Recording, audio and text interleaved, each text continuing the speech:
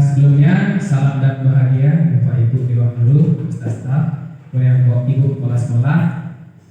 Hari ini saya akan di hari yang berbahagia ini saya akan mendiseminasikan atau menyebarkan pemahaman terkait budaya positif yang sudah saya kemarin pelajari. Nah, namun sebelum itu izinkan saya mengaturkan panganjali umat. Om Swastiastu. Om Swastiastu. Salam sehat, salam sejahtera untuk kita semua, salam bahagia. Salam bahagia. Baiklah, untuk mengawali kegiatan hari ini supaya berjalan dengan lancar dan baik, mari kita berdoa terlebih dahulu menurut agama dan kepercayaan kita masing-masing. Berdoa mulai. Doa selesai. Oke. Jadi pasti Bapak Ibu sudah tahu saya. Jadi perkenalkan lagi, nama saya Budi Putranyana, saya CGP Angkatan 11 Kabupaten Jemberana. Ya, salam dan bahagia. Nah, untuk mengawali kegiatan kita hari ini, di sini ada beberapa pertanyaan tematik terkait materi diseminasi. Yang pertama, kita diajak untuk setuju atau tidak setuju terkait pernyataan yang ada di sini di layar ya. Nah, yang pertama, hukuman dapat mendisiplinkan anak. Kira-kira Bapak Ibu setuju atau tidak? Tidak setuju. Alasannya mungkin bisa kalian sampaikan alasannya.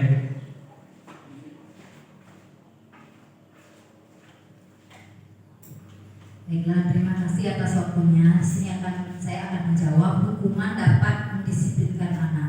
Menurut saya tidak setuju. Kenapa demikian? Karena dengan hukuman akan membekas di hati anak dan anak akan menjadi ingat terus-menerus karena pernah dihukum. Terima kasih. Oke, terima kasih. Minyak harus.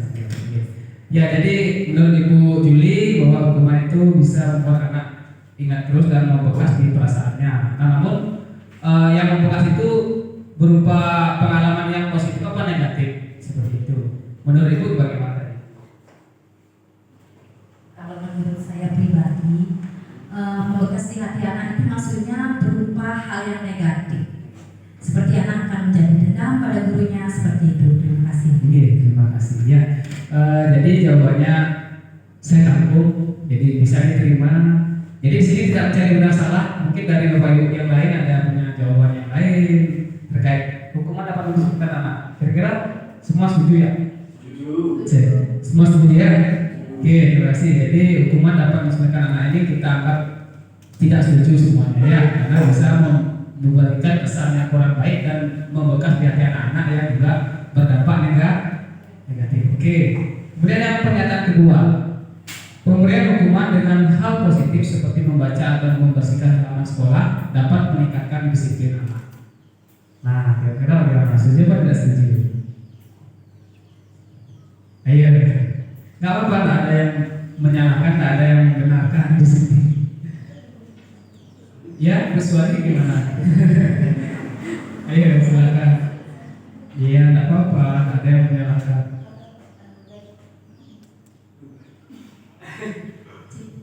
Baik, terima kasih atas kesempatannya. Di sini pemberian hukuman dengan hal positif seperti membaca atau membersihkan halaman sekolah dapat meningkatkan disiplin anak. Baik, di sini menurut saya itu saya setuju karena dengan pemberian hukuman seperti membaca atau membersihkan halaman itu kan sifatnya positif, jadi mungkin bisa memberikan dampak positif juga terhadap anak tersebut. Ya, terima kasih atas jawabannya Ibu Suwadi ya. Jadi Ibu Suwadi setuju terkait pemberian hukuman dengan membaca dan membersihkan halaman sekolah untuk meningkatkan disiplin anak. Ya, bagus. Jadi kita tidak menyalahkan itu ya. Nah, sekarang coba mungkin ada dari Pak Ibu punya jawaban lain atau punya pendapat lain terkait hal itu. Boleh. Gimana? Jangan tegang-tegang ya. Kita di sini kan semua satu rekan, bukan sejawat. Jangan grogi. Ya, los saja. Buat semua jangan bengong ya semua. Ada? Mungkin semua sependapat ya? Ya, karena Ya. Ya. Iya. Ya sudah. Karena itu sudah terdengar ya, karena suara kita juga sendiri menggema. Jadi anggap sudah terdengar. Jadi semua setuju ya.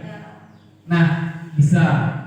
Namun nanti mungkin kalau dengan hukuman seperti baca dan membersihkan halaman sekolah, nanti kita sesuaikan saja juga dengan konteksnya. Apakah anak-anak dalam konteks hukuman yang diberikan itu karena melanggar kesepakatan kelas atau kegiatan kelas seperti itu. Nah sekarang kita cek lagi yang ketiga, memberi penghargaan dapat meningkatkan motivasi belajar anak. Gimana? Saya mau dengar pendapatnya dari bapak-bapak sekarang. Iya, silakan. Siapa? Ayo, Baik Pak, terima kasih untuk waktu yang sudah diberikan kepada saya untuk sedikit memberikan penjelasan terhadap penghargaan dapat meningkatkan motivasi belajar anak. Nah jadi melihat kalimat motivasi belajar anak, meningkatkan motivasi itu saya setuju. Nah jadi penghargaan yang diberikan itu kalau menurut saya pribadi tidak harus berupa barang. Kita juga bisa memberikan penghargaan kecil berupa sanjungan. Nah, jadi anak-anak itu akan lebih termotivasi dalam mengikuti kegiatan belajar mengajar. Ini cukup sekian mungkin dari dia. Iya, terima kasih atas jawabannya Pak Mahadi. Sangat menyentuh sekali dan menginspirasi. Jadi tidak hanya memberikan penghargaan berupa barang, dapat juga berupa verbal atau pujian ya dari dengan kata-kata. Oke, itu bagus juga ya. Nah, nanti kita akan bahas bersama apakah ketiga pernyataan ini sudah sesuai dengan apa yang kita bayangkan, apa yang kita pikirkan. Oke, nah pada hari ini saya akan mencoba untuk menyampaikan atau membawakan topik diseminasi. Yang pertama itu terkait disiplin positif dan nilai-nilai kebajikan universal. Kemudian yang kedua teori motivasi, hukuman dan penghargaan. Kemudian restitusi. Nah yang ketiga itu adalah keyakinan kelas. Cek. Kemudian yang keempat kebutuhan dasar manusia dan dunia berkualitas. Kemudian yang kelima restitusi dengan 5 posisi kontrol, dan yang keenam adalah restitusi dengan segitiga restitusi. Oke, kita mulai di eksplorasi konsep yang pertama, yaitu pembelajaran disiplin positif dan nilai-nilai kebajikan universal. Cek. Nah di sini ada satu kegiatan, ya. Jadi kegiatan kepala anak. Ada A dan B. Anda dan teman Anda, jadi Bapak Ibu dan sebelahnya, ya teman sebelahnya, sobeklah secari kertas kecil, tuliskan benda atau sesuatu yang sangat berharga untuk Anda, kemudian letakkan di sebelah kanan, satu tangan Anda, dan genggam benda tersebut dengan segala daya. Buatlah sebuah kepala. Teman Anda B akan mencoba dengan sekuat tenaga dengan berbagai cara untuk meminta Anda memberikan benda tersebut. B bisa membujuk, mengancam, menghadik, merayu, menyuap, apa saja agar dapat membuka kebenaran Anda. Apa yang terjadi? Nah, seperti coba kita perhatikan bersama. Anggap ini berharga sekali, rahasia sekali, tak boleh ada yang tahu. Ayo coba. Yang satu merayu, yang satu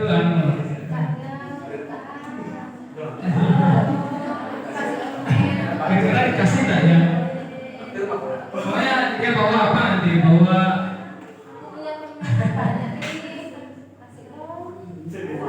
iya. Nah, sudah terjadi ilustrasi itu. Bapak Ibu sudah mengalaminya. Kalau kita punya benda yang sangat berharga yang kita simpan di tangan, kira-kira apa yang kita lakukan? Kalau kita diancam, seperti apa? Nah, kita sudah merasakan itu, jadi kita akan coba apa sih makna dari kegiatan itu tadi? Nah, kita harus tahu juga ya. Jadi di sini, jadi ilustrasi dari kegiatan tadi itu adalah terkait di mana ilustrasi guru mengontrol murid. Jadi ilustrasinya seperti apa? Ya, jadi bisa nggak nanti dalam hal ini kita tadi menggenggam tangan dianggap sebagai murid yang kita ajar, bisa nggak kita mempengaruhi dia, mengontrol dia?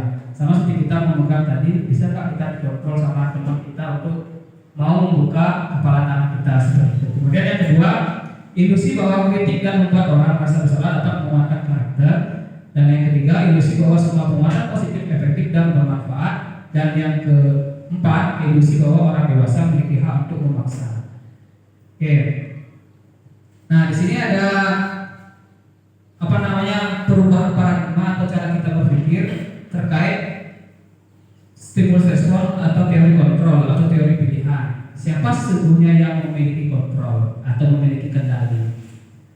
Nah, dalam stimulus respon itu adalah kita mencoba mengubah orang agar berpandangan sama dengan kita. Sedangkan di teori kontrol pilihan, kita berusaha memahami pandangan orang lain tentang dunia. Jadi kita pahami pandangan mereka tentang dunia. Sedangkan di respon kita berpandangan bahwa orang itu pandangannya sama dengan kita. Gitu. Kemudian untuk yang kedua, perilaku buruk dilihat sebagai suatu kesalahan. Sedangkan di teori kontrol pilihan, semua perilaku memiliki tujuan. Jadi dia berperilaku salah maupun benar itu pasti ada tujuannya. Itu yang perlu kita gali, itu yang perlu kita telusuri. Apa sih tujuannya berbuat seperti itu? Kemudian orang lain bisa mengontrol saya. Hanya Anda yang bisa mengontrol diri Anda. Jadi kita tidak bisa mengontrol orang lain, tetapi kita bisa mengontrol diri sendiri. Oke. Kemudian saya bisa mengontrol orang lain, Anda tidak bisa mengontrol orang lain. Pemaksaan ada pada saat kedudukan gagal. Nah, di teori kontrolnya, kolaborasi dan konsensus menciptakan pilihan-pilihan baru. Jadi dengan adanya kolaborasi, dengan diskusi bersama, kita bisa menemukan pilihan-pilihan baru apa yang perlu kita lakukan. Kemudian yang terakhir, model berpikir menang kalah. Nah, sedangkan di teori kontrol itu model berpikirnya menang-menang, jadi selalu menang seperti itu. Nah, ini gambaran dari kegiatan atau disiplin positifnya ya. Jadi ini merupakan teori kontrol atau teori pilihan dari Dr. William Glasser. Di sini sudah ada. Jadi Anda tidak bisa mengontrol orang lain, hanya Anda yang bisa mengontrol diri Anda. Kemudian makna disiplinnya, belajar kontrol diri dengan menggali potensi kita agar mencapai tujuan yang mulia, yaitu sesuatu yang menjadi seseorang yang kita inginkan berdasarkan nilai-nilai yang kita hargai. Kemudian di sini ada semua perilaku memiliki tujuan, jadi ada berkaitan dengan teori motivasi. Kemudian ada motivasi intrinsik atau motivasi dari dalam diri untuk menghindari hukuman, untuk mendapatkan imbalan, itu ekstrinsik. Tadi saya bilang ekstrinsik apa intrinsik? Ekstrinsik ya. Oke. Kemudian ada yang ketiga untuk menghargai diri sendiri. Ada motivasi intrinsik, nilai-nilai kebajikan universal dan juga keyakinan kelas. Nah, ini 5 posisi kontrol nanti yang akan kita bahas juga, yaitu ada penghukum, pembuat rasa bersalah, teman, pemantau, dan manajer. Kemudian di bawah manajer ini ada tindakan dengan segitiga restitusi, yaitu menstabilkan identitas, validasi kebutuhan, dan juga menanyakan keyakinan. Kemudian di sebelah kanan, realitas kebutuhan untuk kita berbeda. Kita berusaha memahami pandangan orang lain tentang dunia. Setiap orang memiliki gambaran berbeda. Nah, di sana berhubungan dengan 5 kebutuhan dasar manusia. Jadi ada kebutuhan bertahan hidup, penguasaan, kasih sayang dan rasa diterima, kemudian ada kesenangan dan kebebasan. Nah, kita lanjutkan sekarang. Ini gambaran dari yang apa yang kita nanti akan bahas atau kita pelajari bersama. Nah, sekarang kita ke apakah makna dari disiplin. Disiplin berasal dari bahasa Latin disiplina yang artinya belajar. Makna asal dari kata ini berkonotasi dengan disiplin diri dari murid-murid. Disiplin diri membuat orang menggali potensinya menuju sebuah tujuan apa yang dia hargai. Namun dalam budaya kita, makna kata disiplin telah berubah menjadi sesuatu yang dilakukan seseorang pada orang lain untuk mendapatkan kepatuhan. Kecenderungan umum adalah menghubungkan kata disiplin dengan ketidaknyamanan, bukan dengan apa yang kita hargai atau pencapaian suatu tujuan mulia. Jadi yang di garis merah itu atau bertanda merah itu artinya sekarang itu lebih banyak mendisiplinkan itu dilakukan seseorang pada orang lain untuk mendapatkan kepatuhan. Jadi kita meminta orang supaya patuh seperti itu. Kemudian disiplin itu bisa memunculkan dengan kepatuhan itu bisa memunculkan ketidaknyamanan. Kemudian bukan dengan apa yang kita hargai atau pencapaian satu tujuan mulia. Jadi kayak seperti paksaan seperti itu kan. Kita mendisiplinkan anak dengan cara seperti itu, seperti memaksa misalnya seperti itu. Nah, untuk mewujudkan kedisiplinan itu kita hendaknya mencoba untuk memunculkan nilai-nilai kebajikan yang bisa kita munculkan dari dalam diri anak didik kita. Seperti itu, misalkan sesuai dengan nilai-nilai kebajikan yang kita saat ini pelajari sesuai dengan kurikulum Merdeka ya Pak Ibu. Jadi kurikulum Merdeka di sana ada yang namanya nilai-nilai kebajikan P5. Betul enggak? Ya, betul ya? Ya. Oke, nah di sini kan ada nilai P5-nya ada P5, sorry, profil pelajar Pancasila atau P5 jadinya. Jadi ya profil pelajar Pancasila. Nah, sini ada penerimaan terdapat pada Tuhan Yang Maha Esa dan berakhlak mulia, beradab mandiri, berakhlak kritis, berkebinekaan global, bergotong royong dan kreatif. Kan kita sudah mengenal atau sudah punya ya apa namanya tepuk penyemangat kita, tepuk P5. Saya lihat di sini rekan-rekan Bapak Ibu guru hebat semuanya mungkin sudah agak loyo. Nah, mari kita bersemangat dulu dengan melakukan SPK ya. Kita sama-sama terbakar tepuk P5. Ayo silakan berdiri semuanya. Ayo semangat. Sudah siap? Sudah. Tepuk P5. Proyek penguatan profil pelajar Pancasila. Oke, tepuk tangan kita semua. Ya, ini baru SPK pertama. Nanti ada lagi SPK. Kita pokoknya harus semangat di sesi kali ini ya, sesi diseminasi kali ini. Jangan sampai ada loyo-loyonya. Siap Bapak Ibu? Siap. Siap? Siap. Oke, terima kasih semuanya. Pokoknya semangat Pak Ibu. Kita belajar bersama. Pasti semangat. Pasti semangat. Nah itu tadi nilai kebajikan universalnya sudah. Kemudian kita ke pembelajaran 2 tentang teori motivasi, hukuman dan penghargaan atau restitusi dan restitusi. Nah, jadi pada teori motivasi atau perilaku manusia atau teori motivasi perilaku manusia ya. Jadi untuk menghindari yang pertama itu adalah untuk menghindari ketidaknyamanan atau hukuman. Itu adalah termasuk dalam motivasi eksternal. Jadi muncul dari luar karena pengaruh luar, dari eksternal, dari luar. Dia berpikiran seperti ini. Apa yang akan terjadi apabila saya tidak melakukannya? Nah, dia punya bayangan seperti itu, si pelaku itu. Kalau saya nanti sengaja untuk tidak memakai sepatu ke sekolah, nanti pasti saya dapat hukuman. Itulah yang mereka pikirkan. Itu namanya motivasi eksternal. Jadi dia takut ada dari luar itu ada yang menghakimi dia, yang menghukum dia seperti itu. Kemudian untuk mendapatkan imbalan dari orang lain atau institusi, apa yang akan saya dapatkan apabila saya melakukannya? Itu dia pikirannya dia jadinya, karena dia ingin mendapatkan sesuatu. Itulah yang namanya motivasi eksternal juga, karena dia ada dorongan lain, ada semangat lain sehingga dia mau melakukannya, yaitu ingin mendapatkan imbalan atau penghargaan. Nah itu tadi menyambung dengan pernyataan tadi. Kemudian untuk menghargai diri sendiri, nah inilah yang akan kita kita usahakan untuk terwujud dari dalam diri anak didik kita, yaitu motivasi dari internal atau dalam diri anak-anak. Ya, jadi apa yang muncul dari pertanyaannya itu di dalam hatinya, saya akan menjadi orang yang seperti apa bila saya melakukannya. Misalkan belajar. Kan dia harus pasti punya perasaan di dalamnya. Saya nanti mau jadi apa ya? Kalau saya rajin belajar, saya mau jadi apa? Gitu. Jadi itu yang mau kita munculkan dari dalam diri anak. Nah, hal itu berkaitan dengan kata merdeka. Kita kan sekarang pada kurikulum merdeka. Ya, jadi merdeka. Merdeka menurut Ki Hajar Dewantara, merdeka itu artinya tidak hanya terlepas dari perintah. Artinya mari merdeka sehingga dari kemudian itu bukan itu. Akan tetapi juga cakap buat memerintah diri sendiri. Sehingga sama seperti tadi, pokoknya kita kan merdeka belajar. Anak-anak kita berikan dia memerintah dirinya sendiri untuk apa yang mau mereka lakukan. Nah seperti itu yang dimaksud merdeka.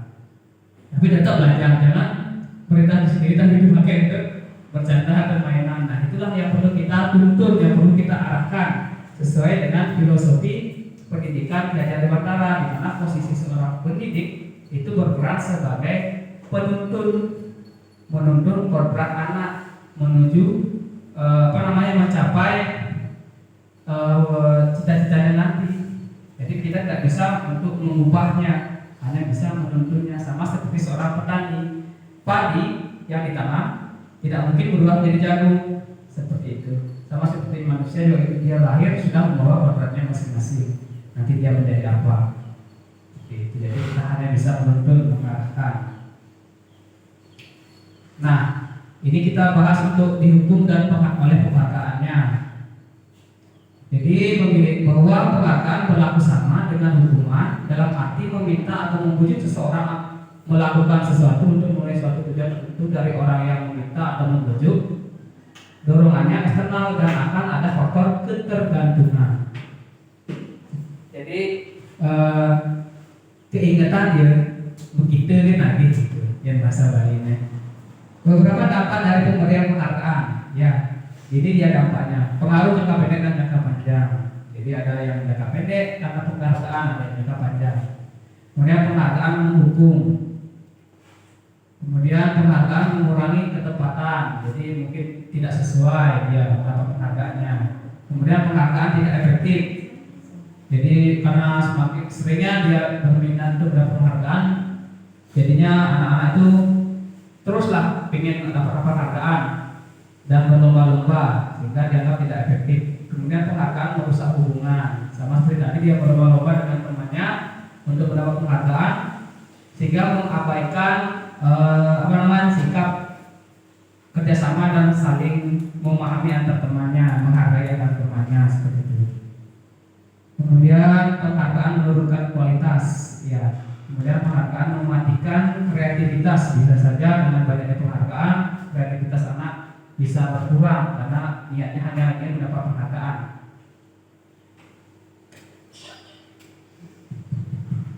Kemudian penghargaan mengurangi motivasi intrinsik, ya. Jadi karena penghargaan itu termasuk motivasi eksternal, otomatis karena dia ingin mendapat penghargaan terus, ya tidak bisa menunjukkan motivasi dari dalam dirinya, gitu.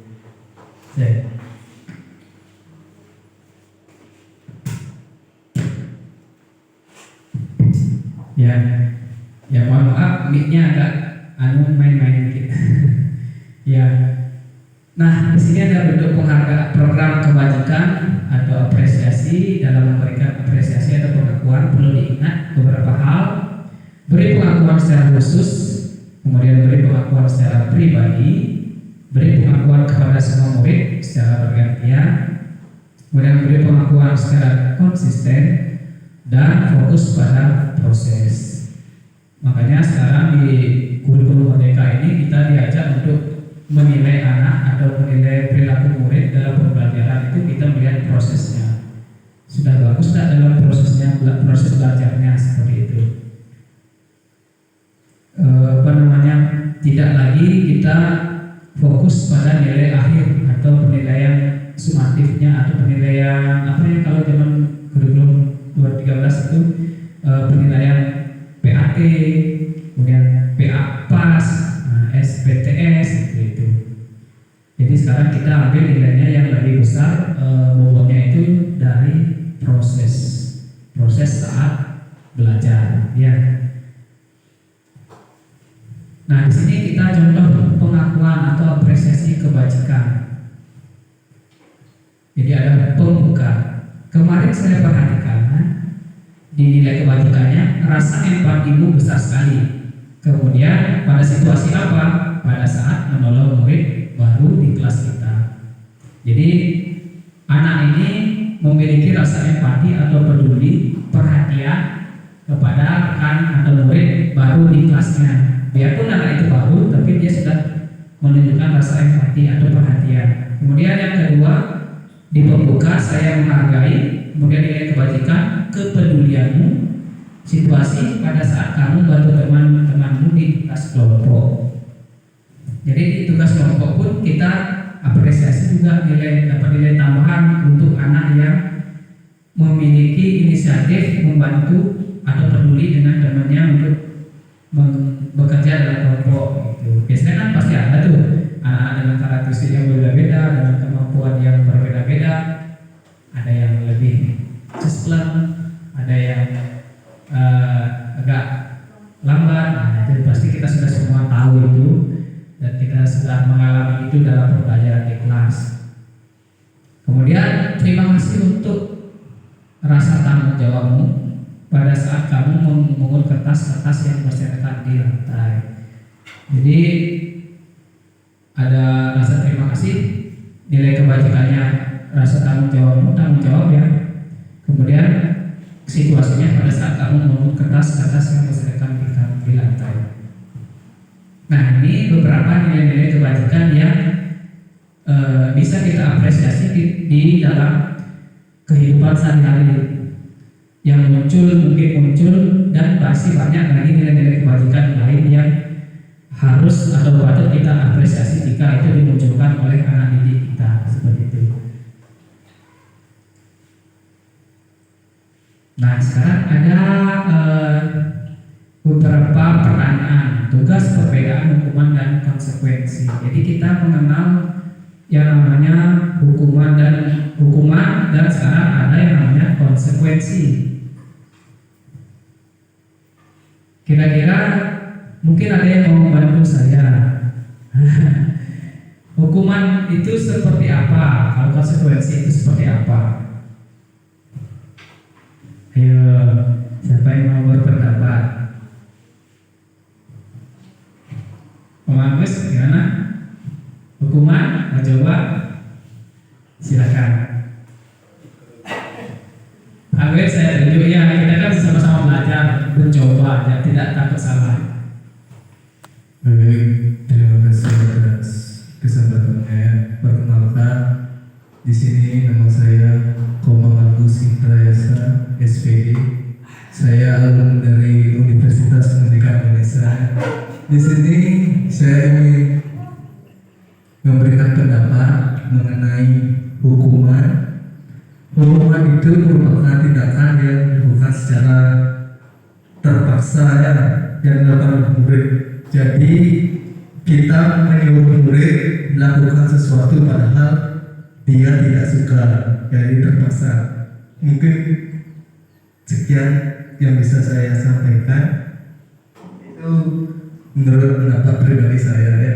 Mungkin ada pendapat yang lain, dipersilakan. Iya, Terima kasih. terima kasih Pak Agus. Ya mungkin dari Ibu Dian mau mencoba. Iya, nah ada yang menyalahkan berpendapat. Hukuman itu kayak gimana? Atau mau ke konsekuensi langsung boleh. Kira-kira apa sih makna atau arti dari konsekuensi? Baik, terima kasih atas waktu yang diberikan kepada saya. Menurut saya, hukuman itu tidak jauh berbeda dengan pendapat Pak Komang Agus, karena diberikan pada murid dan murid itu terpaksa mengerjakan apa yang disuruh oleh gurunya. Terus untuk sedikit ya konsekuensi Pak ya. Iya. Konsekuensi itu diberikan karena murid itu mengetahui karena itu harus tanggung jawabnya dia untuk mengerjakan apa yang dilakukan dia atas kesalahan dia yang dilakukan. Berarti suatu keharusan yang keseharusan yang dilanggar ya. Ya, keseharusan yang dilanggar. Sampai melilit lidahnya. Iya. Ada lagi? Mungkin sekian dari saya Pak. Ya, terima kasih. Mungkin dari rekan yang lain ada yang ingin berpendapat? Ya, beliau gimana? Tidak apa-apa, kan kita belajar sama-sama. Ya, silakan.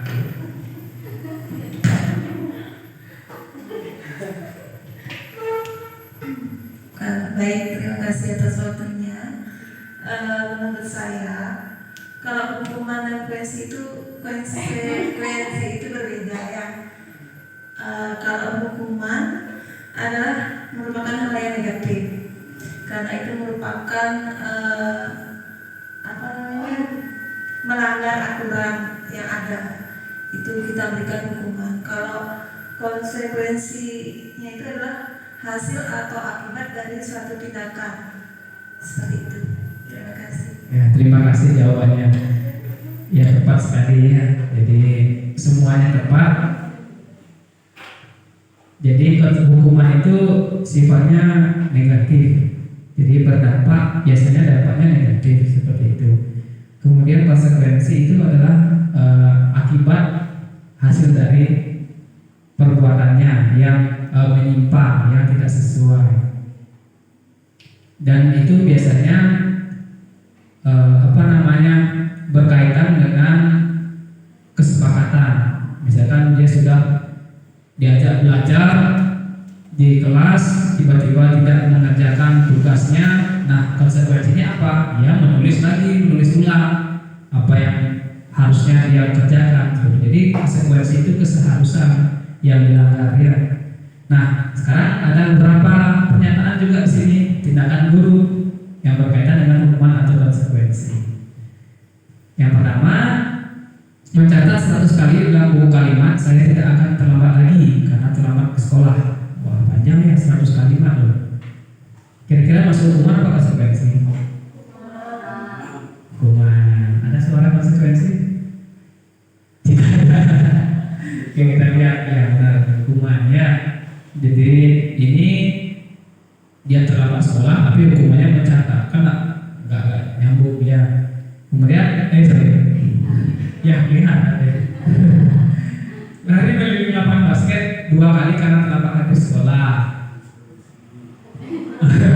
Hukuman konsekuensi. Iya, hukuman ya. Iya, hukuman karena mencatat lari keliling lapangan basket karena terlambat. Harusnya kalau karena terlambat, kira-kira apa ya hukumannya? Konsekuensinya? Berjanji besok tidak terlambat ya. Ya bisa.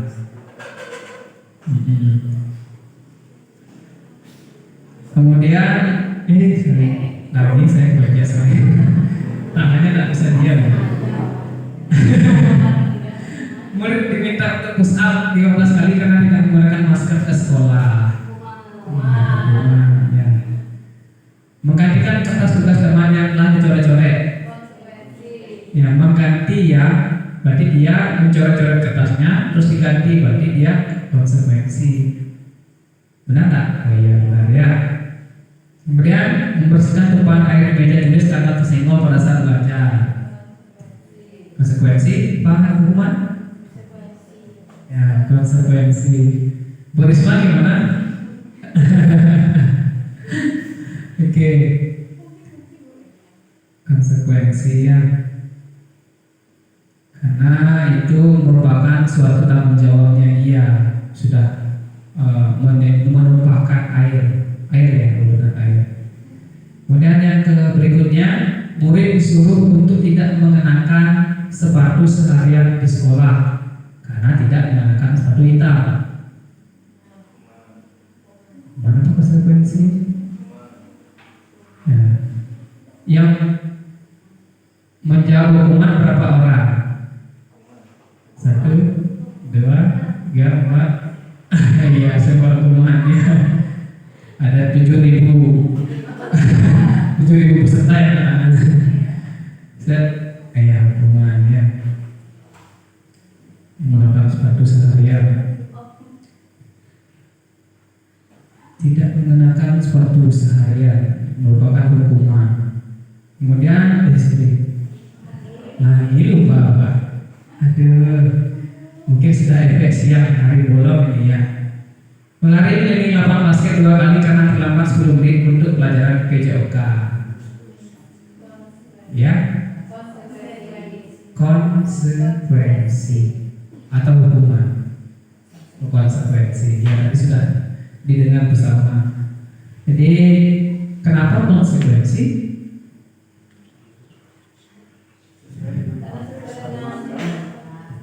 Ya, seperti tadi ya, sesuai dengan konteksnya. Jadi dia terlambat pada pelajaran PJOK karena kemungkinan temannya tadi sudah lari, tapi dia baru terlambat, baru datang, otomatis dia diminta lari juga. Nah itu masuk juga konsekuensi. Jadi tidak menyimpang jauh antara apa yang dilakukan dengan apa yang didapatkan atau tindakan apa yang dia terima, seperti itu. Iya, sejauh ini belum ya, jangan sejauh ini dulu. Sedangkan ini.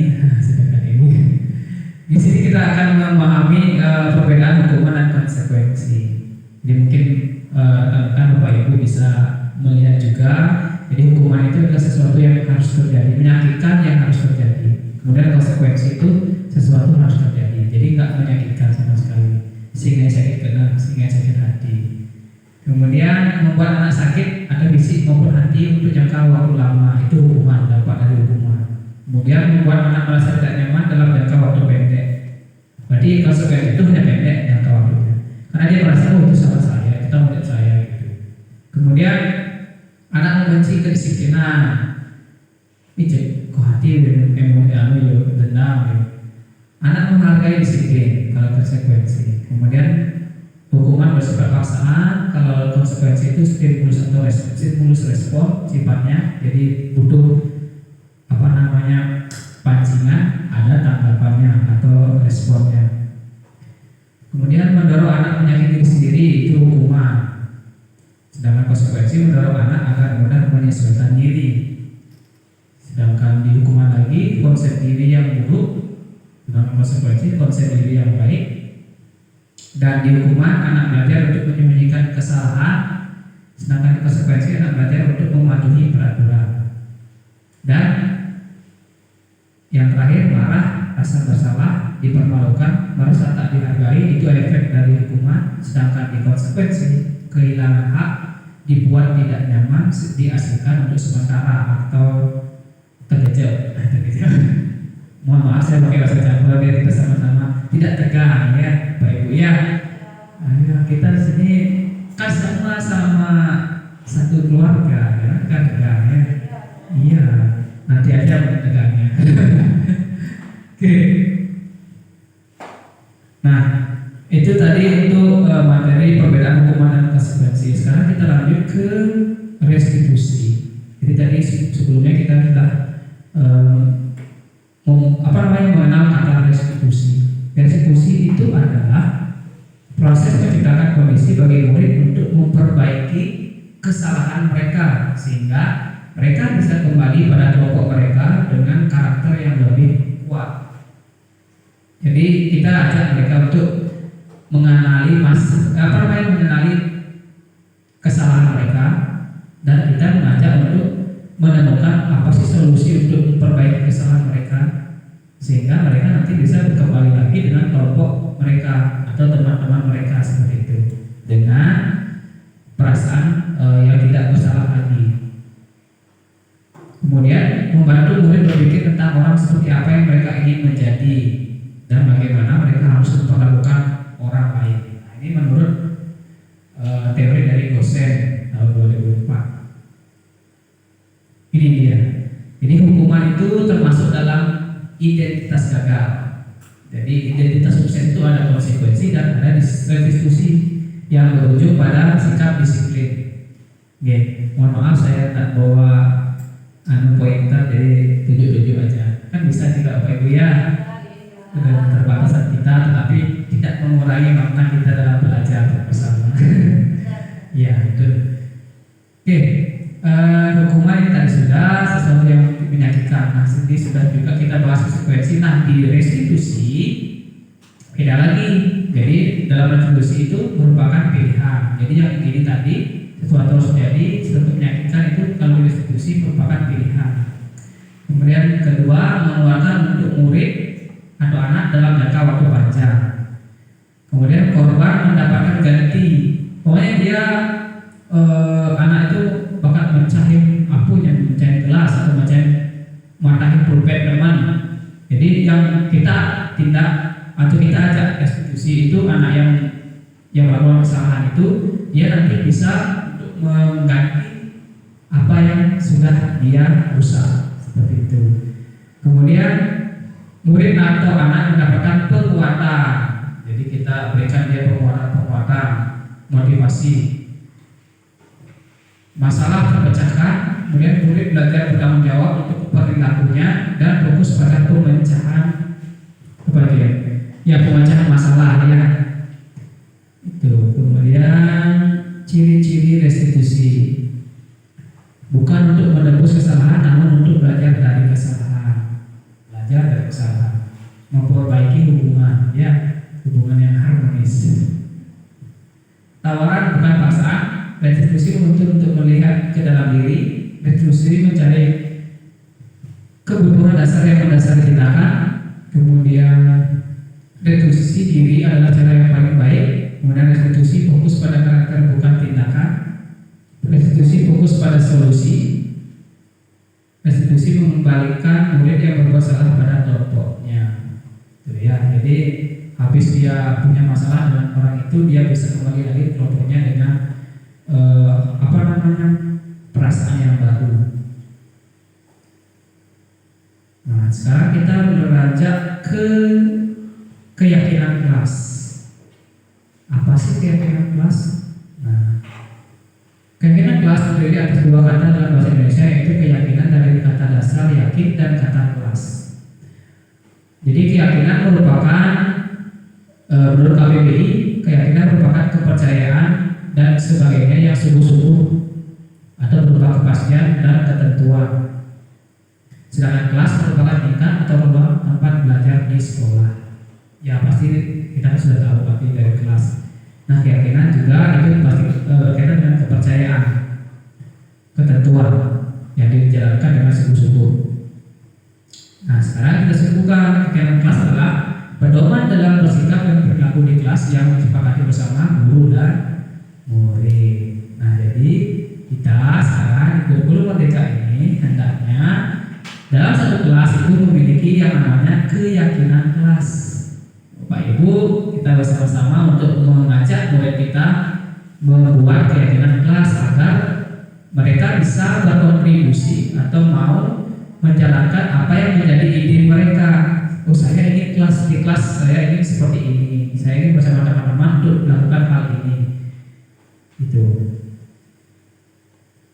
Contoh di sini keyakinan kelas yang saya buat ini, jadi ada yang ingin mewujudkan saling menghormati dan menghargai, kemudian selalu menerapkan budaya 5S, ada yang bertanggung jawab, dan ada yang menjaga kebersihan, menolong teman, menjaga keamanan, disiplin dan gotong royong. Jadi itu keyakinan kelas yang sudah saya coba buat bersama murid, dan semoga nanti di kelas teman-teman atau Bapak Ibu rekan-rekan bisa untuk melakukannya juga untuk membuat yang namanya keyakinan kelas. Kira-kira bisa nggak? Bisa, ya pasti bisa dong. Kalau mau pasti bisa. Gimana? Masih semangat? Ya Pak Komar semangat sekali. Iya karena guru BJOK selalu semangat ya. Tenaganya powerful. Ya oke. Nah sini ada beberapa cara perusahaan keyakinan kelas. Yang pertama itu tidak pendapat atau diskusi. Kelas antar guru dan murid menjabarkan peraturan sekolah atau kelas yang sudah ada. Peraturan sekolah itu yang sudah ada itu bisa kita perkecil atau perluas lagi dengan menulis keyakinan kelas. Kemudian siswa diajak untuk menuliskan serangkaian aturan yang sudah diidentifikasi sebelumnya menjadi keyakinan kelas. Kemudian mendiskusikan konsekuensi yang harus disenangkan apabila tidak mengindahkan keyakinan kelas yang sudah disepakati bersama. Membuat dalam bentuk poster digital untuk dicetak. Nah ini ya, ini dibuat di Canva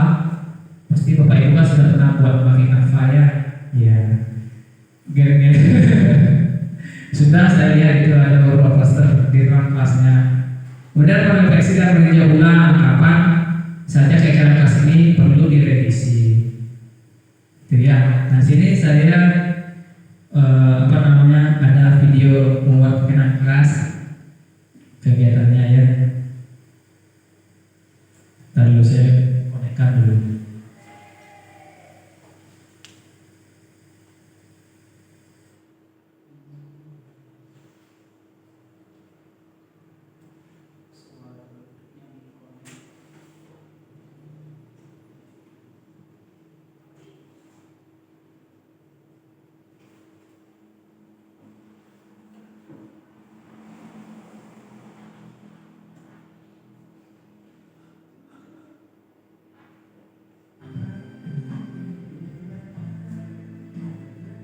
Lalu keluar ya.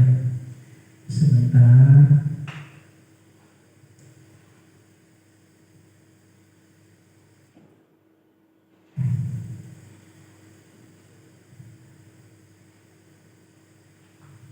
Nah.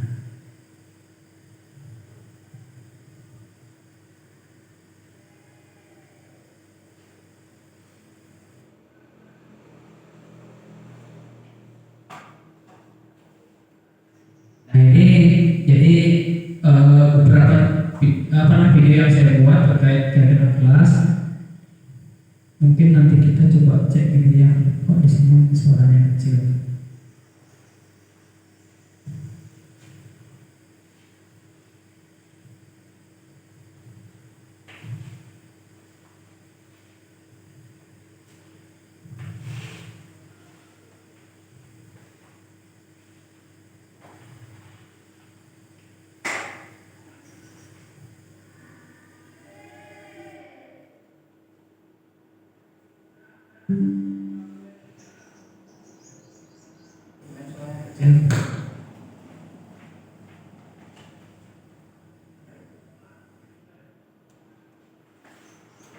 Ya. Nah ini kegiatannya seperti biasa. Di awal kita ajak berdoa, kemudian selanjutnya saya percepat aja ya. Nah jadi di sini kegiatannya saya membagikan kertas post-it atau kertas tempel sehingga bisa anak menuliskan yang mereka inginkan, seperti contohnya saling menghargai atau pertama mungkin dia tidak mencontek atau tidak ribut di kelas, itu bisa. Jadi bebaskan anak untuk menulisnya, kemudian minta dia menempel ke depan, gitu ya, menempel ke depan. Kemudian sebagai seorang guru saya mencoba untuk merangkum apa sih yang mereka harapkan, apa sih yang mereka tuliskan dalam kertas post-it itu. Nah itu saya sudah buatkan tulisannya. Setelah tertulis semua, ada mungkin kata-kata yang negatif. Nah di dalam kegiatan kelas itu tidak boleh menggunakan kata negatif seperti tidak. Jadi kita wajib menggunakan kata-kata yang positif, menghilangkan kata tidak. Kayak di sana dari saya di kegiatan kelasnya ada kata tidak. Ya, jadi tidak boleh kegiatan kelas itu ada kata tidak. Seperti itu. Kemudian kita lanjut. Ini saya ringkas, menulis, ambil potong. Ya, kemudian setelah selesai, nah itu didiskusikan kembali kepada anak-anak apakah dari kegiatan kelas yang sudah coba kita tulis di papan itu anak-anak sudah pernah melakukannya, kita tanyakan lagi. Sudah kan anak pernah menerapkannya di kelas gitu. Nah sekarang setelah kita punya sudah kesepakatan kelas, mari kita lakukan atau terapkan bersama-sama, kita jalankan bersama-sama, seperti itu. Nah setelah kegiatan itu tetap kita ajak untuk berefleksi. Jadi anak-anak tanyakan bagaimana perasaannya setelah membuat kegiatan kelas. Nah, apa yang perlu kita lakukan ke depannya supaya kegiatan kelas ini bisa terwujud, seperti itu bisa ditanyakan. Jadi selalu dalam kegiatan belajar itu wajib kita untuk melakukan refleksi. Sama seperti kita nanti juga pasti ada refleksi nanti di belakang. Itu ya. Jadi sederhana saja kita membuat keyakinan kelas itu tidak rumit, tidak susah. Bisa kertas post-it ini kita ganti dengan kertas biasa, minta robek kertas, atau pakai tempel-tempel kertas-kertas yang putih itu bisa juga. Nanti kan juga kita yang bacakan di depan. Oh ini anak ini nulis ini gitu. Gimana? Sudah tergambar? Tergambar. Kira-kira. Udah ya, gampang ya. Oke, nanti kita sama-sama lagi berdiskusi lagi terkait hal ini. Sekarang kita kembali ke materi.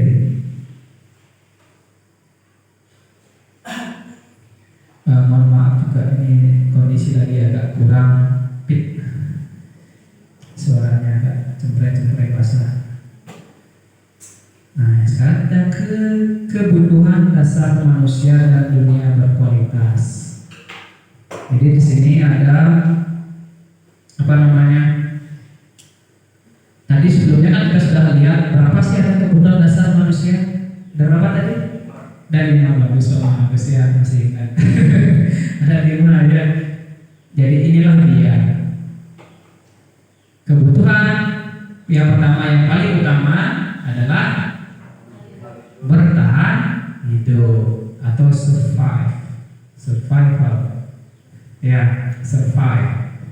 Jadi manusia pasti semua ingin bertahan hidup dengan cara makan, minum, apalagi istirahat, tidur, belanja, shopping. Itu nanti dulu ya. Sekarang yang kedua adalah ini rasa kasih sayang dan rasa diterima. Ada yang tidak ingin dikasih sayangi? Pasti semua ingin disayangi, ingin diterima di masyarakat, di keluarga, diterima di hati.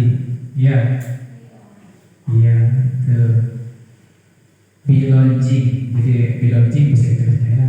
Kemudian ada fun, kesenangan, kebahagiaan. Semua manusia ingin bahagia, ingin senang. Ada yang berikutnya adalah power atau ini dulu ya, freedom dulu atau kebebasan.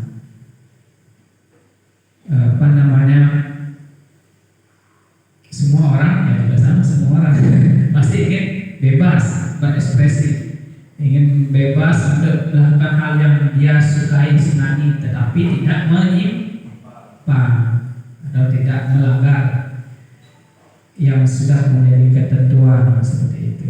Kemudian yang terakhir adalah power atau penguasaan. Penguasaan ini apa ya? Mungkin Bapak Ibu punya gambaran penguasaan ini maksudnya apa ya? Kok penguasaannya? Power. Kira-kira apa sih maksudnya penguasaan? Ada yang mau jawab? Ayolah, jangan malu-malu. Kita juga mengatakannya ke depan. Ada? Ya, gimana Bu Desi? Gak apa-apa, ada yang menjudge benar salah. Baik, terima kasih atas waktunya. Ya, Di sini saya akan mencoba menjelaskan tentang kebutuhan dasar manusia pada poin penguasaan. Mungkin menurut saya penguasaan yang dimaksud itu kita harus mampu berinteraksi dengan sesama manusia, mungkin seperti itu. Oh ya, itu saja. Ya. Ya, terima kasih Bu Desi. Mungkin Bapak Ibu yang lain bisa menambahkan. Ya, ada yang mau menambahkan katanya. Gimana? Pak Dodi dia paling belakang dia nih sambil mengaji. Ada? Enggak ya? Iya boleh. Jadi bisa. Jadi rasa sebenarnya penguasaan itu lebih ke pengakuan. Jadi mereka ingin diakui. Dia itu banyak kita sukses. Dia pasti ingin rasanya diakui bahwa dia sukses seperti itu. Adanya pengakuan. adanya dihargai, diakui, ya seperti itu. Saya bisa, kalau dalam murid saya bisa, saya dikasih tugas saya bisa ngerjain, saya harus diakui, diberi penghargaan, atau diberi apresiasi. Bagus sekali sudah bisa mengerjakan. Jadi itulah penguasaan. Jadi dihargai, diakui seperti itu.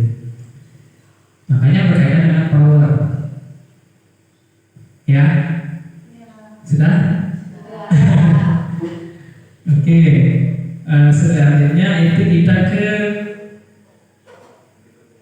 berikutnya.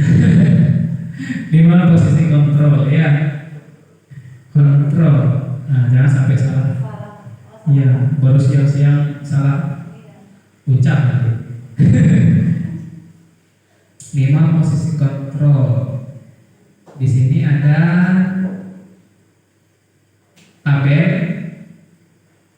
ada penghukum, pembuat orang bersalah, teman, pemantau, manajer. Ya, inilah yang 5 posisi kontrol yang ada: penghukum, pembuat orang bersalah, teman, pemantau, dan manajer. Di sini banyak nih. Di guru berbuat, menghardik, menunjuk-nunjuk, menyakiti, menyindir, ini penghukum.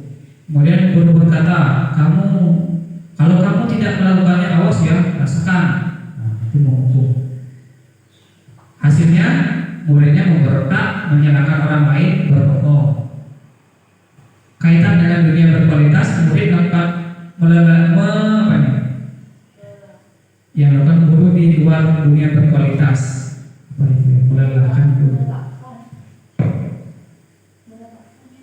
Yang meletakkan guru, ya.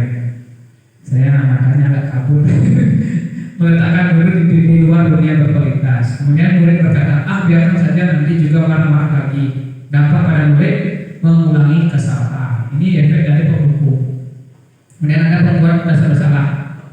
Guru berbuat, berceramah dan mengatakan seharusnya ibu kecewa. Seharusnya ibu kecewa kamu seperti ini. Apa kamu tak kasihan sama ibu? Nah, itu termasuk membuat rasa bersalah. Muridnya merasa bersalah. Terus guru berkata, kamu seharusnya, kamu sudah tahu ibu lelah sekali mengatakannya, ibu stres, ibu capek. Otomatis membuat anak itu dalam ibunya itu. Bahkan bersalah, dia merasa bersalah. Dalam bapak itu kadang stres, kadang ngajarin lalu uyut gitu ya. Itu membuat rasa bersalah.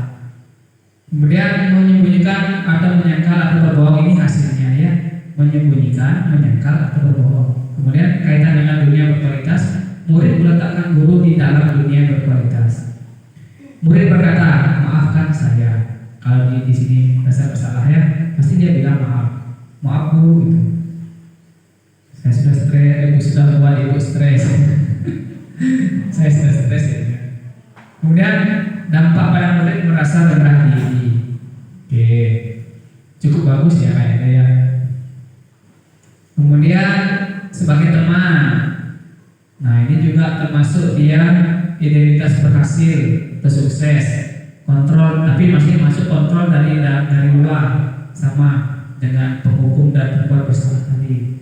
Teman, guru berbuat membuatkan alasan-alasan untuk muridnya. Sedangkan guru berkata, ayolah lakukan demi ibu. Masa kamu tidak mau? Ingat, tidak ibu pernah bantu. Ingat tidak pernah ibu bantu, gitu. Ya, itu sebagai teman dia. Kita sebagai teman. Kemudian hasilnya ketergantungan. Murid meletakkan guru sebagai seorang yang sangat penting di dunia berkualitas. Kemudian murid berkata, saya pikir bapak ibu teman saya, ternyata begitu. Kemudian dampak pada murid lemah, tidak mandiri, tergantung. Karena dia merasa gurunya temannya, jadi dia bergantung sama gurunya, temannya, gitu. Manja jadinya.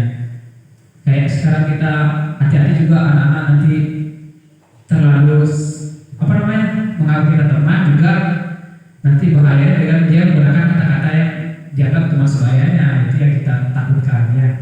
Kemudian pemantau, menghitung dan mengukur, ini yang guru berbuat, menghitung dan mengukur. Kemudian berkatanya apa peraturannya. Nah, sebenarnya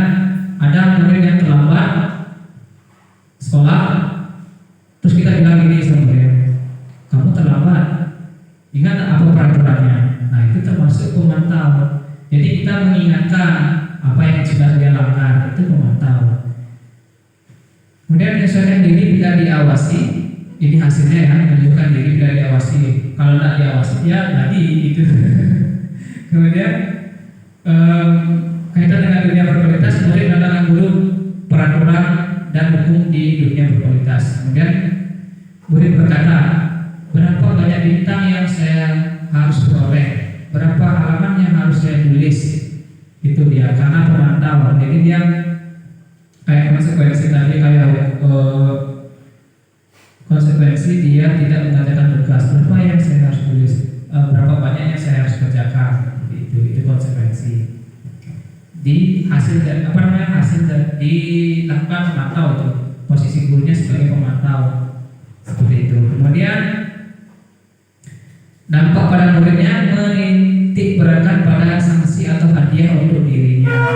Jadi dia mau melakukan itu apabila ada hadiahnya juga, gitu ya. Dan sekarang kita ke kontrol yang paling baik, yaitu identitas berhasil atau sukses. Kontrol diri yang dari luar-luar, sekarang yang diri. Menghargai diri sendiri, yaitu sebagai manajer. Jadi 5 posisi kontrol yang terakhir itu adalah sebagai manajer. Guru berbuat mengajukan pertanyaan-pertanyaan. Guru berkata, apa yang kita yakini, apa yang bisa kau kerjakan untuk memperbaiki masalah ini. Jadi kita menggali pendapat anak, memunculkan ide anak untuk memecahkan masalahnya, seperti itu. Tidak kita yang nyaranin, kita minta dulu sarannya dia, apa idenya dia, pendapatnya dia. Nah, ini dia hasilnya menguatkan pribadi. Kaitan dengan dunia berkualitas, murid meletakkan dirinya sebagai individu yang positif dalam dunia berkualitas. Kemudian murid berkata, bagaimana caranya saya bisa memperbaiki keadaan? Dia bertanya pada kita juga, bagaimana caranya kita bisa memperbaiki keadaan ini? Itu. Kemudian yang terakhir, dampak pada murid mengevaluasi diri, bagaimana cara memperbaiki diri, itu ya. Jadi dia berusaha untuk memperbaiki dirinya sendiri. Inilah yang kita harapkan muncul dari dalam dirinya. Kalau saya seperti ini, bagaimana ya saya memperbaikinya ke depan supaya tidak terjadi lagi. Dia punya motivasi sendiri, punya inisiatif sendiri untuk memperbaiki perilakunya. Nah, sejauh ini mungkin ada yang ingin ditanyakan gitu? Enggak ya? Ada enggak? Kok saya bilang enggak? maaf. Saya, mungkin efek dari gini jam siang ya. Ya enggak apa-apa. Oke, kita lanjutkan. Di pernyataan. Saya kecewa sekali dengan kamu. Ini untuk mengetes ya tadi 5 pos kontrol itu. Kira-kira yang ini posisi yang mana? Saya kecewa sekali. Pemukul? Pengagus pemukul. Ada yang jahit?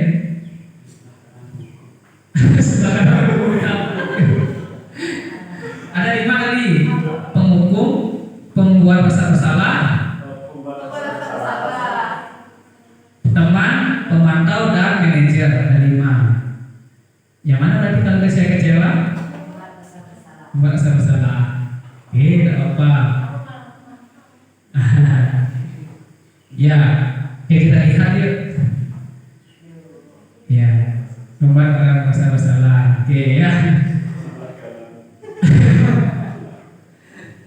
Ya, sebelah kanannya penghukum dan dia benar. Ya betul. Yang kedua, kamu tidak pernah benar melakukannya. Ayo, apa ini? Apa ya? Hukum. Ada yang lain? Coba pilihannya. Ada 5 itu: penghukum, pembuat dasar bersalah, teman, pemantau, sama manajer.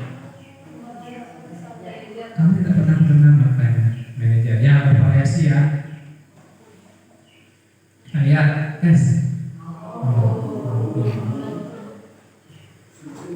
Kita benar nih.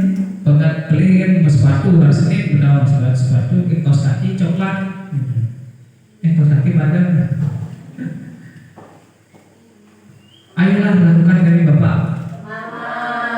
Masuk ketahuan ya. Iya betul sekali. Kalau udah ngajak ayo gitu.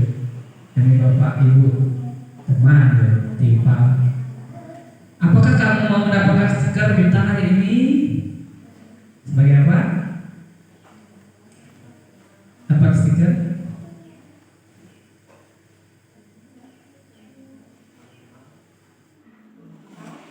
Mau apa? Dari sana, dari kubu Kit Kuning, apa pilihannya? Pengukur, pembuat bersalah, teman, pemantau, manajer. Manajer. Sini? Mantau. Sama saja. Ya, tidak ada masalah ya, kita sama-sama belajar. Oke, kita cek coba. Mantap ya. Sip. Jadi memantau. Kemudian yang berikutnya, bagaimana kamu bisa menyelesaikan masalah ini? Ayo ya. Manajer. Manajer. Iya, manajer kayaknya ya. Manajer. Kalau dia adalah nanya ini, bagaimana kamu bisa menyelesaikan masalah ini? Pasti dah manajer. Karena kita meminta idenya dia muncul, pendapatnya dia. Ini kamu dulu yang paling terakhir. Apa ya?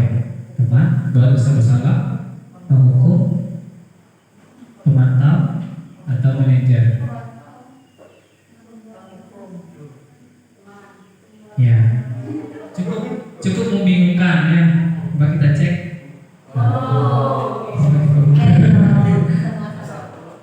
Iya, betul ya.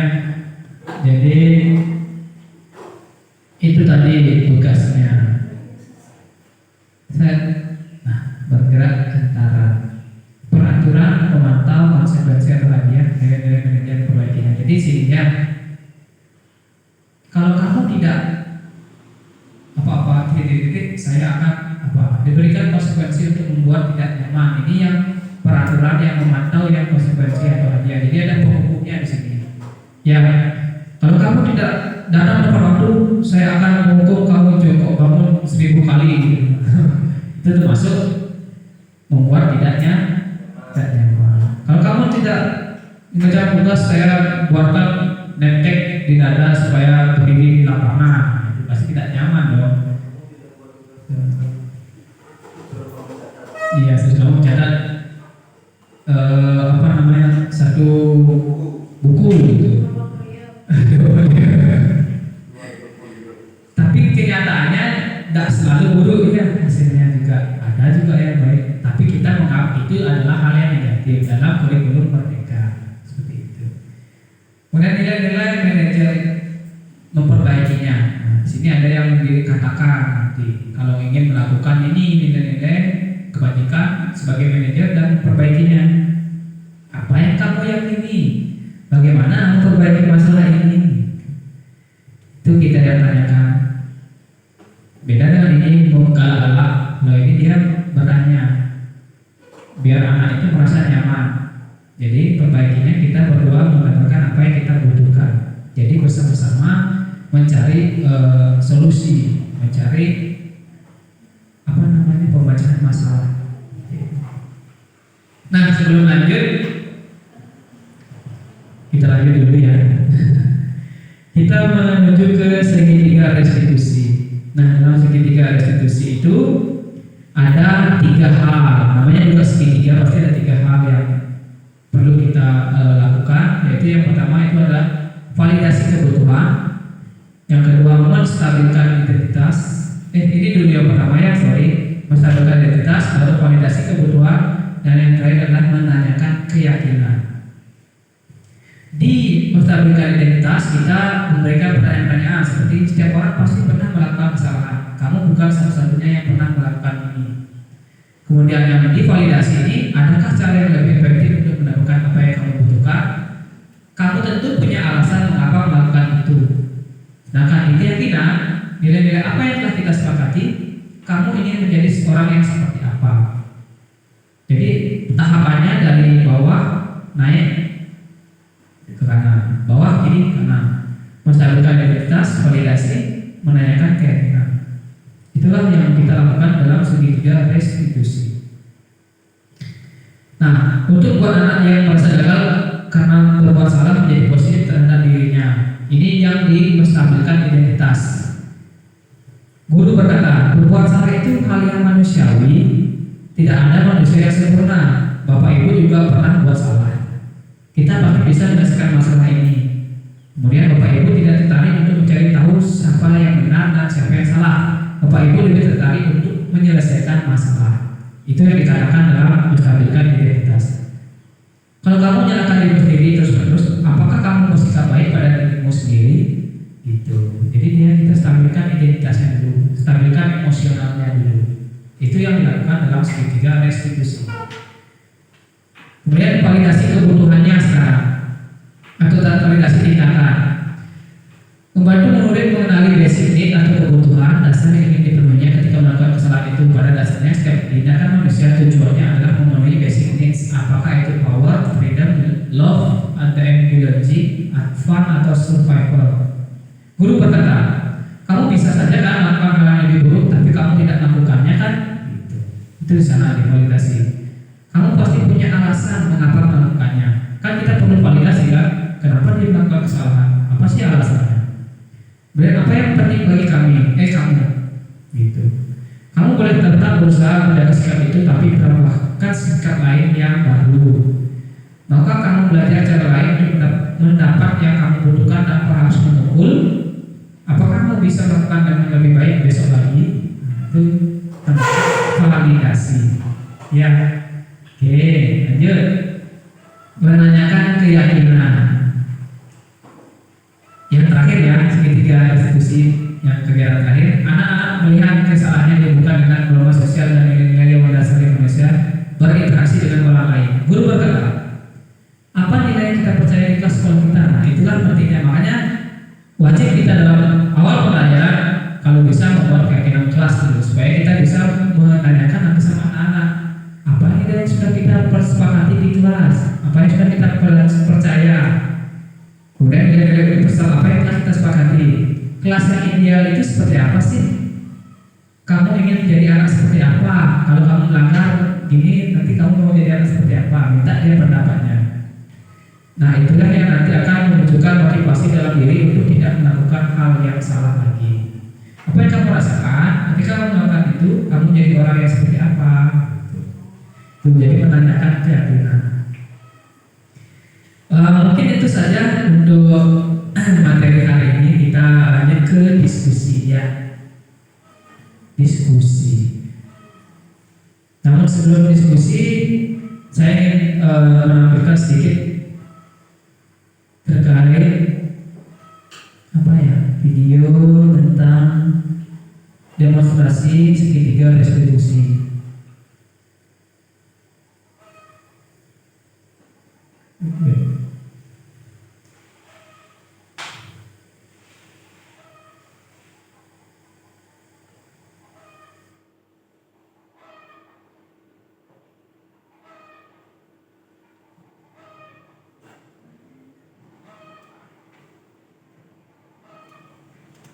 Nah, ini untuk skenario selamat datang sekolah ya.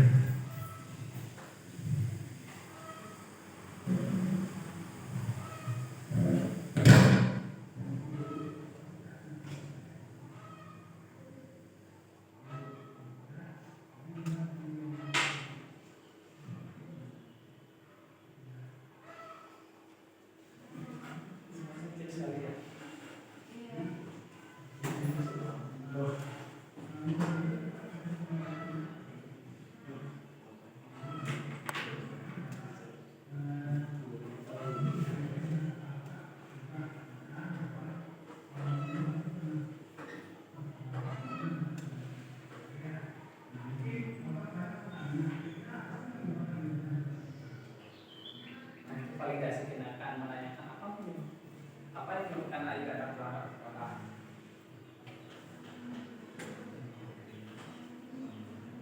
Nah,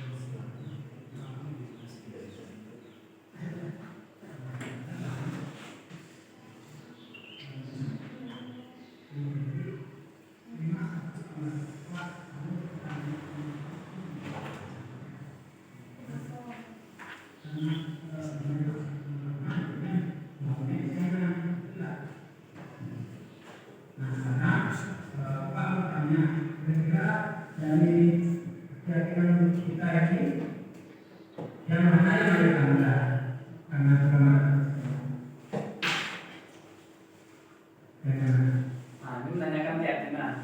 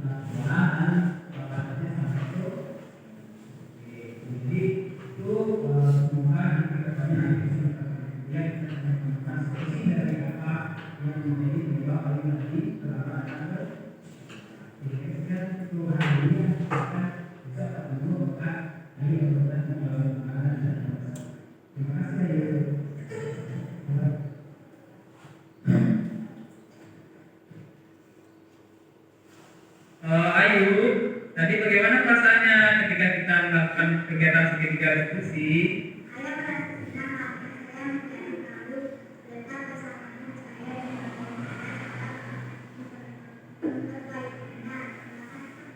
Iya, sama-sama. Ya, udah ya. Itu tes. Ya, itu contoh skenario terkait penerapan segitiga restitusi. Jadi ada 3 tindakan. Pertama, melestarikan identitas dengan kita memberikan penguatan. Bapak juga pernah melakukan itu, Bapak juga pernah terlambat. Nah, itu juga termasuk melestarikan identitas. Kemudian memvalidasi tindakannya atau kebutuhannya. Kenapa ya kok bisa seperti itu? Kenapa bisa terlambat? Dan yang terakhir, keyakinan, menanyakan keyakinan. Kira-kira apa yang sudah kita buat di kelas ini? Kira-kira apa yang kita sudah sepakati? Nah, setelah itu baru kita tanyakan apa yang akan Ayu lakukan, apa yang akan dilakukan untuk memperbaiki agar kondisi seperti sekarang ini tidak terulang lagi seperti itu ya. Nah, kira-kira dari 6 sub materi tadi, ya, dari disiplin positif, ada yang ingin mungkin kita perlu diskusikan, ditanyakan?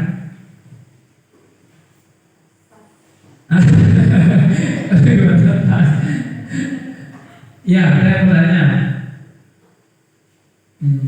Mungkin ada orang-orang yang ingin ditanyakan seperti itu. Atau sebelumnya saya ajak gini dah dulu ice breaking untuk penutup. Ajak tepuk 1, tepuk 2, tepuk 3 ya. Contoh saya lakukan. Tepuk 1 di sini, tepuk 2 di sini, tepuk 3 di paha. Nanti saya bilang 3, 2, 1, 3, 2, 1. Ya, kalau saya bilang 2, 2, 1, 2, 2, 1. Kalau bilang 3, 3, 2, 3, 3, 2. Bisa? Yang salah nyanyi ya. Iya salah nyanyi. Nyanyi malam 2 dari 5. Iya. Ayo silakan berdiri. Kalau tak berdiri tak bisa. Siap. Masih ingat? Tepuk 1, tepuk 1, tepuk 2, tepuk 3, tepuk 2 1 3, tepuk 1 2 3, tepuk 3 3 1, tepuk 1 1 2. Oh iya, pas ya. Terima kasih. Tepuk tangan dulu kita semua. Baik, silakan dari kembali. Gimana? Ada pertanyaan? Pas. Oke, terima kasih. Ya. Nah, sekarang kita ke refleksi. Seperti yang saya sampaikan tadi, setiap kegiatan belajar harus ada refleksi. Apa hal baru apa yang mengubah paradigma Anda atau Bapak Ibu rekan-rekan setelah mengikuti kegiatan hari ini? Hal apa? Yang dulunya seperti ini, sekarang seperti ini. Ya silakan bantu. Ya lupa Pak Mahadi katanya. Silakan Pak Mahadi. Tidak ada yang benar. Cek. Baik, terima kasih untuk waktu yang sudah diberikan. Nah, jadi selama mengikuti kegiatan destinasi tadi, hal baru yang saya terima adalah dengan mendengar tadi yang namanya segitiga distribusi ya. Oh, segitiga restitusi. Nah, jadi di sana itu banyak mendapatkan pengalaman-pengalaman baru, terutama dalam hal mendidik beserta didik. Nah, mungkin sekian dari saya, dilanjutkan sama Pak Agus. Oh iya, ya terima kasih ya Pak Mahadi. Bagus, ini ada guyonnya di akhir kegiatan Bapak. Semuanya supaya kita tidak ngantuk ya. Bagus. Ya, kemudian yang kedua mungkin perasaan apa yang muncul selama mengikuti sesi ini, khususnya mengenai makna disiplin dan motivasi intrinsik. Perasaannya gimana? Ya, siapa mau mengungkapkan perasaannya dengan bersuara?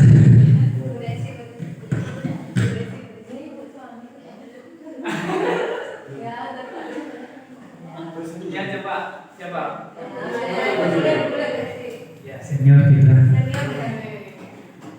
Untuk menanggapi pertanyaan yang kedua, perasaan apa yang muncul selama mengikuti sesi ini, khususnya mengenai makna disiplin dan motivasi intrinsik. Nah, kalau motivasi intrinsik itu kan perasaan dari dalam ya. Jadi perasaan yang muncul pasti senang dan ingin menerapkan apa yang sudah kita dapatkan. Seperti misalnya mengetahui antara hukum dan konsekuensi. Jadi nanti masih berpikir untuk menerapkan hukuman kepada siswa dan kemungkinan akan memberikan konsekuensi saja. Terima kasih. Ya, terima kasih. Luar biasa ya. Baik, luar biasa semua. Kemudian yang ketiga, dari semua informasi yang disampaikan hari ini, apa satu hal yang paling menginspirasi dan berkesan bagi Anda? Siapa ya? Oh, Pak Magus ya. Yang paling berkesan dari kegiatan tadi.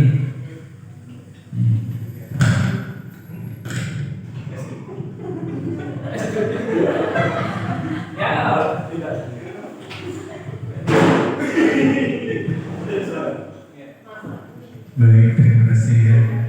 Jadi dari semua informasi yang disampaikan hari ini, apa satu hal yang paling menginspirasi atau berkesan bagi saya ya.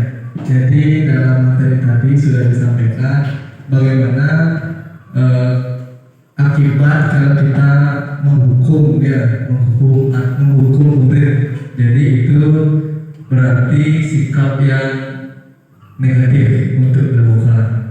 Sementara itu yang harus dilakukan adalah kita menelusuri ketika ada peserta didik yang mengalami suatu masalah, kita harus berusaha mencari solusi yang terbaik untuk peserta didik. Mungkin itu saja dapat saya sampaikan. Dilanjutkan dengan budaya. Ya, mungkin Bu Teh yang pertanyaan terakhir yang mau bertanya. Ya.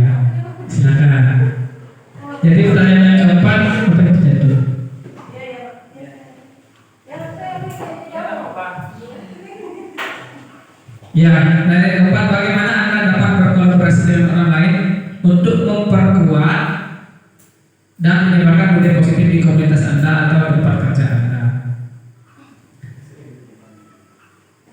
Bagaimana berkolaborasinya? Ayo, jawab seadanya saja, sebisanya. Ya sudah pasti Pak ya yakin pasti semua punya jawaban, tetapi malu-malu ya. Baik, terima kasih atas kesempatannya. Di sini saya akan mencoba menjawab pertanyaan Bapak. Bagaimana Anda berkolaborasi dengan orang lain untuk memperkuat dan menyebarkan budaya positif di komunitas Anda atau tempat kerja Anda? Mungkin di sini saya, Anda ya, bisa melakukan kegiatan diseminasi mungkin seperti Paulitre atau itu mengajak teman-teman yang lain untuk mulai memperkuat dan menyebarkan budaya positif yang tadi mungkin terkait dengan hukuman dan juga konsekuensi membuat keyakinan kelas seperti itu. Terima kasih. Ya, terima kasih. Tepuk tangan untuk kita semua. Ya, jadi alangkah baiknya kita selalu melakukan atau menerapkan budaya positif di lingkungan sekolah kita khususnya, mungkin di lingkungan keluarga juga di lingkungan masyarakat. Jadi budaya positif, budaya yang positif. Baik Bapak Ibu, mungkin itu saja untuk kita kegiatan hari ini, diseminasi yang sudah sangat luar biasa antusiasnya dan atmosfer yang sudah diberikan dengan sangat baik. Tadi kita sudah awali kegiatan ini dengan dengan doa. Kita juga akhiri dengan doa supaya apa yang kita pelajari bermanfaat dan berguna bagi kita semua dan bisa kita terapkan bersama demi kemajuan pendidikan kita ya di sekolah khususnya dan juga berpengaruh pada bangsa dan negara. Baik, untuk akhir kata kita berdoa dulu menurut kepercayaan dan agama kita masing-masing. Berdoa mulai.